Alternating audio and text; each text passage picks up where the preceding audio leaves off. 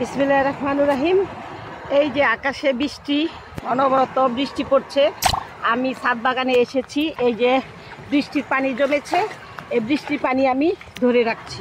এই যে আপনারা এইভাবে ধরে রাখুন। বৃষ্টির পানি ছাদে জমে গেছে, সেই পানিটা আমি ধরে রাখছি।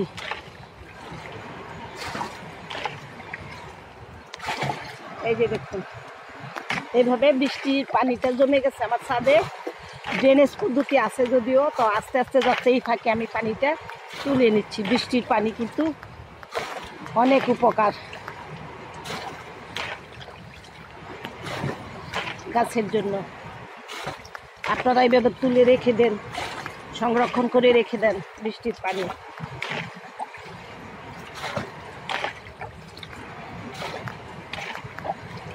এই যে ডাবটা ভরবো আমি বৃষ্টির পানি দিয়ে।